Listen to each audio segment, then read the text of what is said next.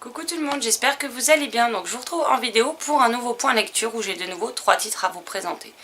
Donc on va commencer tout de suite avec le seul livre numérique de ce point lecture qui est Harry de Julia Finn, donc le premier tome résisté, qui est en auto-édition. Donc ici on va suivre une dystopie qui se déroule dans Paris même.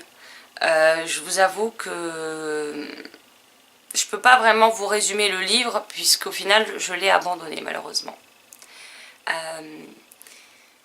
Ce qu'il y a, c'est que déjà, première chose, il y a quelque chose qui m'a stoppé, mais dès le début quasiment du roman, c'est que on a l'histoire, et entre deux chapitres, on va dire, de l'histoire, on a à chaque fois notes de l'auteur.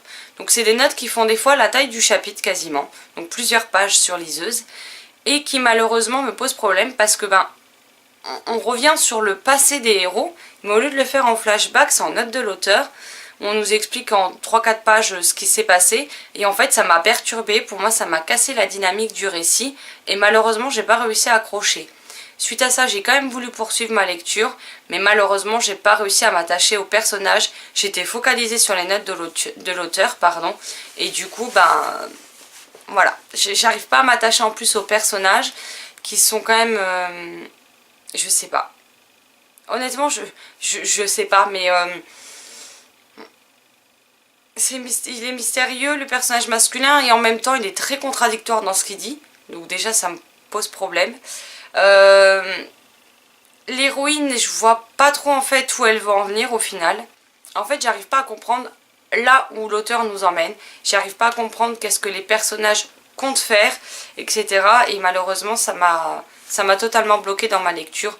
Donc je préfère abandonner. Alors je suis désolée mais voilà, sur ce coup-ci ça ne l'aura pas fait. Ensuite, je vais vous présenter L'effet ricochet de Nadia Coste, publié chez Seuil.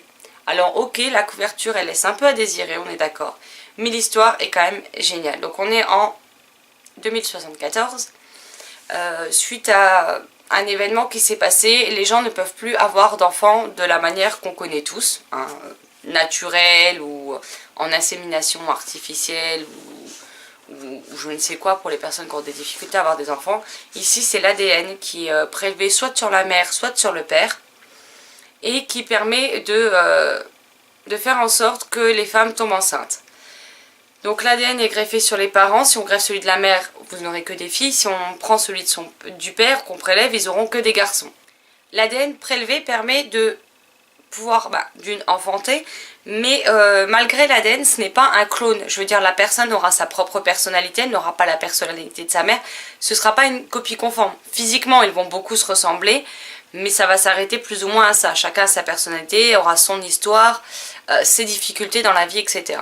Donc ici on va suivre Malou qui est la deuxième fille qui est née. On a Julie sa sœur aînée et Clara la petite, et Malou un beau jour va se rendre compte que quelque chose cloche dans tout ça et qu'au final tout ce qui est arrivé à leur mère avant le moment où on lui a prélevé l'ADN pour qu'elle ait ses enfants a l'air de se répercuter sur chacune des 3 filles au même jour près, au même âge, mais au même âge au jour près, hein, vraiment, et qu'elles revivent sans cesse les événements de leurs aînés. Elle va se mettre en quête de chercher des renseignements et il semblerait qu'elle tombera sur un os puisque malheureusement le fait de chercher des renseignements risque fort de la mettre en péril, elle et ses sœurs. Je dois dire que c'est le premier livre de Nadia Coste que je lis et je suis ravie de cette lecture. Alors je trouve qu'il n'est pas super bien noté sur Livre Addict. J'ai vu un commentaire très blessant sur Livre Addict et où, je sais pas, on n'a pas dû lire le même livre apparemment.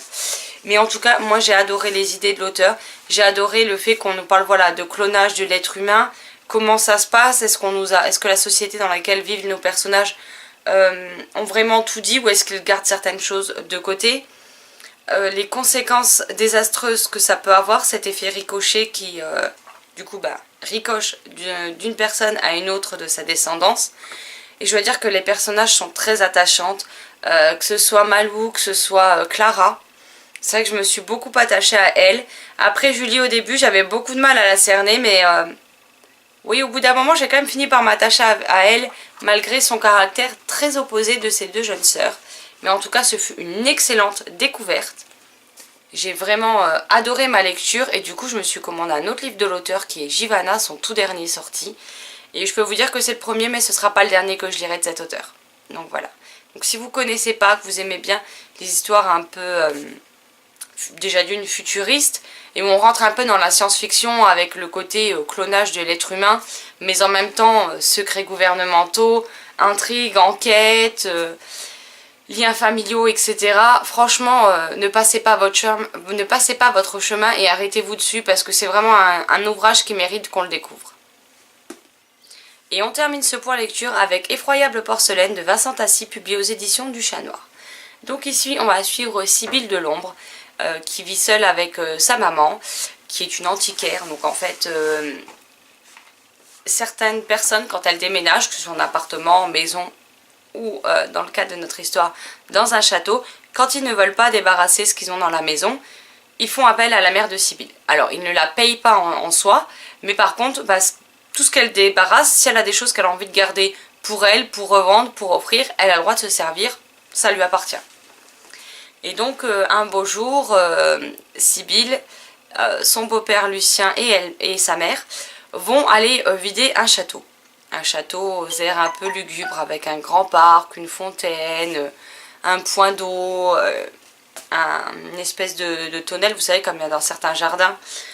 Et elle va partir à la découverte des couloirs, des pièces qui composent ce château. Et d'habitude, sa mère la laisse plus ou moins servir quand elle voit quelque chose qui lui plaît. Mais elle lui dit toujours d'abord de lui montrer parce que voilà, elle veut quand même savoir de quoi il retourne. Sibylle va tomber sur une poupée dans l'une des chambres, la seule chambre qui était très ordonnée puisque les autres ont l'air d'avoir été mises à sac, les chambres d'enfants. Et elle tombe sur une magnifique poupée, enfin, magnifique à ses yeux parce que tout le monde la trouve plutôt effrayante cette poupée. Et Sibylle, c'est vrai qu'elle aime tout ce qui est abîmé, tout ce qui a vécu, tout ce qui a une histoire, tout ce qui n'est pas comme tout le monde et qui justement ce sont des objets que les autres ne voudraient pas en fait avoir chez eux. Elle aime ce côté-là. Malheureusement, cette poupée, il se pourrait bien que ce soit bien plus qu'une simple poupée de porcelaine immobile. Et au moment où elle rencontrera cette poupée, toute une série d'événements plus catastrophiques les uns que les autres vont se produire. Elle va également faire énormément de cauchemars, Sibylle, et elle va essayer de trouver de quoi il retourne. Elle sera aidée dans sa quête de son meilleur ami, Philémon, je ne sais pas comment on le prononce. Et ils vont essayer de mettre un terme à tout ce qui leur arrive de néfaste ces derniers temps.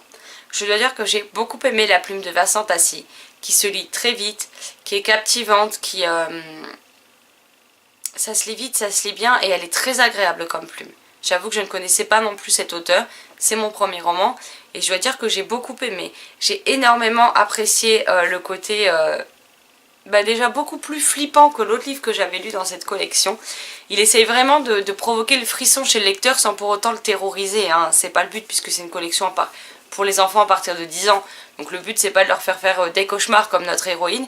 Mais j'ai aimé ce petit soupçon de frisson qu'il provoque au lecteur pendant sa lecture. Pour moi clairement m'en faut beaucoup pour m'effrayer, donc j'ai pas eu ces frissons là, mais je pense que ça pourra faire son petit effet sur les enfants et puis à la période d'Halloween, ou même sur les adultes, hein. Il y a certains adultes qui ont plus peur que d'autres. Moi malheureusement il n'y a pas grand chose qui me fait peur, donc je suis rarement effrayée, même en regardant des films d'horreur, des films d'angoisse, tout ce que vous voulez, donc bon. Mais c'était une très très très bonne lecture. J'ai beaucoup aimé l'histoire en elle-même. J'ai adoré les personnages, que ce soit Sibylle, que ce soit ses tantes, sa mère, Philémon. Ce qui se cache derrière cette effroyable porcelaine, la poupée, donc du coup. Mais j'ai aussi aimé le pourquoi du comment. Alors je peux pas vous en parler parce que ce serait vous spoiler tout le roman étant donné qu'on l'apprend qu'à la fin du roman. Clairement je l'avais pas vu venir, je me suis demandé pendant longtemps et pourquoi il se passait tout ça sans le voir venir, et j'avoue que j'ai été très surprise mais très agréablement surprise. Je trouve que c'est quelque chose qui fait écho à l'actualité et franchement chapeau à Vincent Tassi d'avoir réussi à nous mettre ça dans une histoire fantastique. Franchement c'est une excellente lecture et je vous conseille vivement de vous pencher dessus, surtout que ce sont des petits livres à 10 €. Donc c'est pas non plus excessif et j'ai passé un super moment de lecture avec, et ce qui me donne encore une fois très envie de poursuivre avec cet auteur. Donc voilà pour mes avis sur une partie des derniers romans lus, parce que je dois dire que on est le 5 octobre, j'en suis à mon 7e livre lu. Clairement, voilà quoi. Et sans compter que je n'ai pas compté Harry que j'ai abandonné. Donc je pense que tout va bien. Si je carbure comme ça tout le mois, c'est bien, ma pile à lire elle va descendre d'un coup, ça va me faire du bien ça. Bon après j'ai pas lu des romans extrêmement longs, mais ça fait plaisir après avoir passé un mois d'août sans ouvrir une ligne, enfin sans ouvrir une page et lire une ligne plutôt, de retrouver un rythme de lecture conséquent. N'hésitez pas si vous avez lu ces titres à me dire ce que vous en avez pensé ou si je vous ai donné, moi ou quelqu'un d'autre, envie de les découvrir. N'hésitez pas si vous connaissez ces auteurs à me donner en commentaire des titres de ces auteurs qui vous ont beaucoup plu ou qui vous ont marqué pour telle ou telle raison. Et je me ferai un plaisir d'aller voir les résumés et de voir de quoi ils retournent, savoir si je craque ou non. Même si ce ne sera pas forcément dans l'immédiat. Sur ce, je vous souhaite une excellente journée, de très belles lectures et je vous dis à très vite dans une prochaine vidéo. Bye bye.